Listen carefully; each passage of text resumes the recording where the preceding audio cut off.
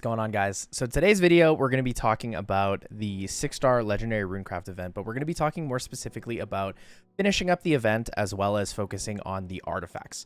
So not a lot of people understand what they should be taking, what they shouldn't take, how long it takes to get certain things, as well as another big factor of it is that it's very tough to get very specific things that we're looking for. So we're going to cover that. But really quick before I jump into that, we do have a sponsor for today's video. So you're going to check that out in a second. And also, if you're watching this video early on, I will be on the Comp2 stream talking about a passive skill tier list with Evan at, I believe, 11 a.m.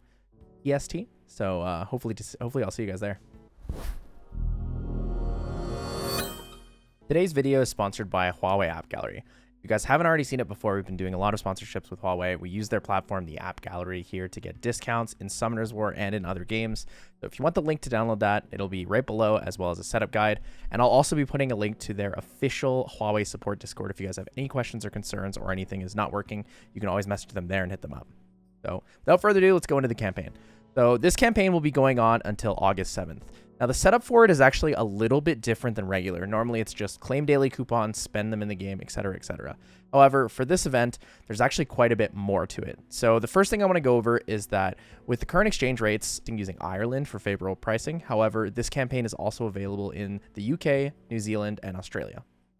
Essentially, the way it's going to work with these seashells, and I'm going to make it really quick in terms of like how much you need to spend to get certain things. If you buy a 50 euro pack, you'll be getting a 10 euro coupon because you'll be getting 100 seashells, right? That's where you get your maximum discounts. It's going to be 20%. Keep in mind, you can also get one free seashell per day on the campaign page. So if you just click the check-in button here, you'll be getting one. So under how to play, it says daily check-in for seashells. Click it for getting one free seashell.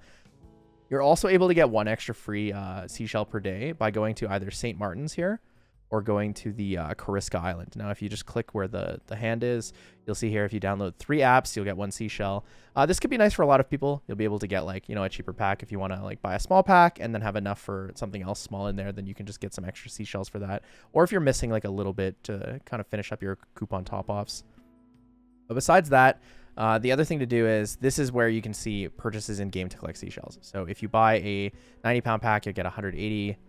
And same with Sardinia, it shows the exact same thing. So it doesn't really matter which island you click in this case, but that is how it works overall. There's also this this lucky wheel. So there's going to be a trip to Ibiza available. You guys can read about this in the terms and conditions at the top here if you go to how to play. But essentially, you can use 5 shells for 1 chance at a lucky draw here. The last thing I want to talk about, and it's actually not on this page, but if you are a bigger spender, you will be a Huawei VIP in this situation. If you spend over 500 euros, you will get a bonus 15% rewards on top of what you're already getting from this promotion in this event. So for this, what you're going to be doing is you're going to be making sure you have the Game Center downloaded in App Gallery and then go under the reward sections and you'll be able to see your VIP tiers and you'll be able to claim your coupons there. Now, keep in mind, you do have to claim your coupons before the end of every month, but the Huawei VIP program does continue on every single month for the rest of this year. So besides that, if you guys have any questions, like I said, the official Huawei support Discord will be linked below. But other than that, I hope you guys enjoyed the video. Okay, here. So jumping right into the event, let's take a look at our priority. That's the first thing that I think is the most important. So there's 3 main factors to the event. There is rolling your runes, there are grinds and gems, and then there are artifacts. Now, people are asking, what order do I do things in? What's most important? What's least important? I wholeheartedly and fully believe that the priority is runes, get a decent artifact, then focus on your gems and grinds, and then go back and finish your artifacts. The reason I say that focusing on your runes is the most important is because of this factor in the event.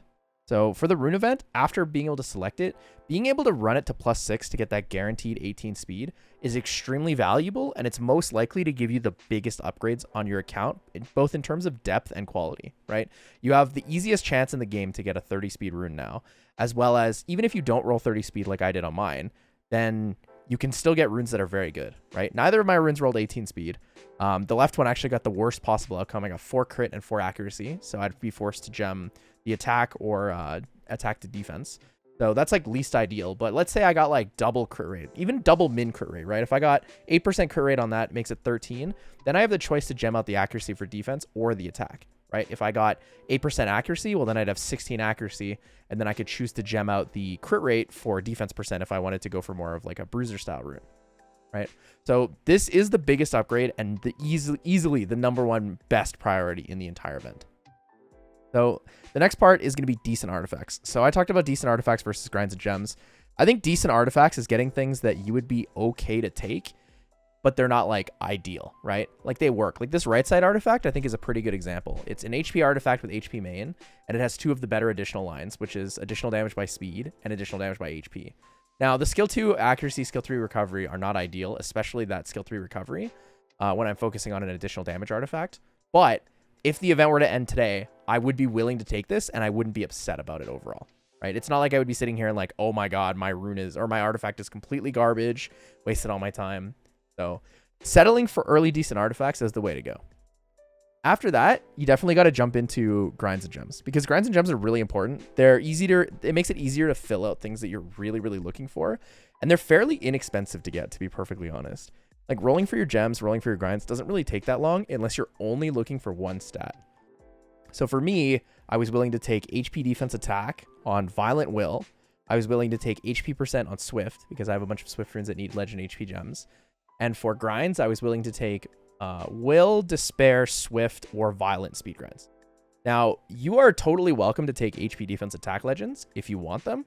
However, because the event is the format that it is, I do generally suggest looking for speed grinds because they make a pretty big difference. If you hit a 5 speed, that's huge. So let's go back and let's talk about finishing artifacts. So finishing artifacts is the last part of the event because this is the most expensive thing. So a lot of people are always saying like, oh, just get quad additionals, just get quad additionals.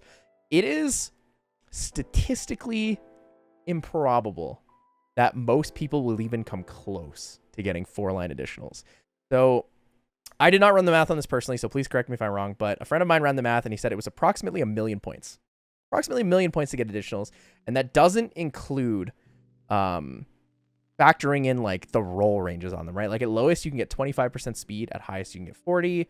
Additional damage by HP is 0.2 to 0.3. Defense and attack are 2 to 4. So like you can get really bad artifacts even if they are quad line additionals, right? So you just like runes, you could end up with a legend artifact that looks like a blue after getting all your rolls. So let's talk now about the lines that are good and the lines that are usable. So the first thing I want to talk about is actually that getting a legend artifact is not an absolute requirement for this. And I know that sounds a little bit crazy because you're like, oh, why would I not get a legend? That's 1 extra roll. But when you think about it this way, if you get 3 additional damage lines, that's pretty good, right? Because when you roll it, you're going to get 3 rolls guaranteed to go into additional damage. If I get 3 additional lines with a line of something that's like not good, well, what happens if I get unlucky and I roll into that not good line twice? Or if I roll into it 3 times? Or I roll split, right? Like let's say I get min speed, min HP, and then double recovery. Like this is no longer a very good artifact. It is now just like average, right? For a lot of players, something like that's going to be really good. Don't get me wrong. Something like that's going to be very, very good for a lot of players. But if you're someone who's looking to make like a big improvement in terms of the quality of your artifacts, you're really looking for those bigger jumps, bigger boosts, right? Depth is important, but if you're not a siege player, I don't think it's as important as a lot of people make it out to be. So when I look at the legend versus non-legend, if I got 3-line additional, I would probably keep it until the end of the event and then claim it if I don't have enough points to safely roll something else, right? I don't want to take the risk of RNG if I have, let's say, speed HP defense, speed HP attack, speed attack defense, right? Those lines are overall really nice to have. So let's get into talking about what kind of substats you can look for and the value on them in certain orders. So for additional damage, the most important one is speed. The reason speed is the most important one is because it doesn't get nerfed in any way when you're doing RTA because speed doesn't drop over time, right? The next best one would be HP and attack. Now, I know HP gets nerfed over time and attack goes up over time in RTA, but the reason I say HP and attack is because there's a couple units that are really, really valuable for HP on that, like Molong or Carnal, and the attack going up over time makes it okay on everyone, but there's a lot of units you can use additional damage by attack with, right? So I run additional damage by attack on some of my oracles, for example, because over time they're going to live longer, they're going to get more attack, they're going to do more damage, as well as additional damage by speed and HP. So defense is generally the least valuable role when it comes to additional damage, and the reason is because there's not a lot of units that run enough defense to make it worthwhile, right? So I talked about it in my recent Tricaro video here, but well, maybe not in the video. In the comments to the video, I pinned a post about people were talking about how much additional damage do you need to make it more worth it than, let's say, co-op damage, etc. And so the rough estimation I took was that if you got max blue artifacts, so you got 24% additional damage by defense on a 3,500 defense unit. Now, keep in mind, 3,500 defense is a lot, but that is what you have on a lot of your cars. You'll deal about 800 damage extra per hit, right? So outside of units like Feng Yan, etc., realistically, how many units are you going to have that utilize a focus on additional damage by defense, right? It's definitely an extra line that can be good, but it's never a focus line, strictly because you don't put that much work, like you don't put that much stat distribution into your defense when you're building your units. So to recap that, purples with 3 lines are very settlable. I would say speed, additional damage by speed, and then additional damage by HP or attack, plus another useful line, whether that's accuracy or crit damage is good, crit damage is bad, etc. for you, is also something that's very settlable. It's something that you can take because it's going to be a decent upgrade, even if it's not top tier. Another thing I want to talk about with this event is that additional damage is not always required when you're looking for artifacts. Now, there's a couple artifacts that I want to talk about and a couple units to use them on that I think are really good and really worth taking, but it depends on how you play the game, like what your goals are, etc. So I'm going to go over that. The first one I think that I want to talk about is Lushen or Julie artifacts. Now, Lushen or Julie are very, very key units in the game. Lushen is very popular for PvP. It's very good for speed teams. And if you go even more endgame past Lushen, Julie is actually the most optimal for a lot of your speed teams, right? So I was running a Julie team in SF10, for example, right? Julie into wind units is a little crazy, but because you're able to get enough stat and enough damage, you can make it worthwhile using and really find like some super solid artifacts. So for me personally, unless I get incredibly good additional damage ones, I'm actually chasing a really good Julie Lushen artifact. That's kind of my goal. So when it comes to Lushen and Julie artifacts, the order of things that are best would be attack increasing effect. Well, I guess first, let's talk about Lushen first specifically. So for Lushen specifically, it would be attack increasing effect, additional damage by attack, crit damage is bad, crit damage is good, and crit damage skill 3. Those are your main 5 lines you're looking for, with a focus on the increased attack effect and the additional damage by attack. The crit damage lines are good, but they're not as strong as the other ones. Attack increasing just improves the potency of your attack buff, as well as additional damage by attack, improving the amount of damage you deal as true damage, as well as if you're glancing any units, then you'll also be able to do that true damage to them. So when it comes to Julie, I think the order of best to worst would be additional damage by attack, and then crit damage as good, bad, and skill 3. When it comes to Lushen, it's also going to be very similar. It's going to be, like I said, the attack increasing, additional damage by attack, and then bad. Specifically bad, and then skill 3 and good are fairly similar, but I think skill 3 is a little bit better. Just because roll range is pretty similar. So it's pretty close in that situation. When you're looking for that, those are going to be right side artifacts. So those are kind of like very specific units. You know, we got the Lushen Julies in this situation, but I thought I'd bring it up because it's something that I think is really good and really valuable. And a lot of people kind of forget that it exists, which is really sad because some people hold really, really good artifacts for those units in their inventory and they don't actually know about it. So let's talk about left side artifacts next. There's a couple combinations that are really good. Really high damage delta elements. You can run multiple ones if you want, but ideally you're going to be looking for damage dealt to a specific element plus other rolls. So for example, with Lushen, your left side Lushen artifacts almost always going to be damage dealt to an element just because of how hard it amplifies your damage in comparison to other things. And then you're going to want additional damage by attack, you know, attack increasing effect, blah, blah, blah. Other good combos for left side, really high crit damage and crit damage dealt. So if you're like me and you run a Beast Rider, I run elemental damage to fire on my Barbara, and then I run crit damage is good, crit damage is bad, and single target crit damage. So if you can find extra lines like that, they can be really effective for a lot of your single target nukers. Leica is a good example of something that I use that with.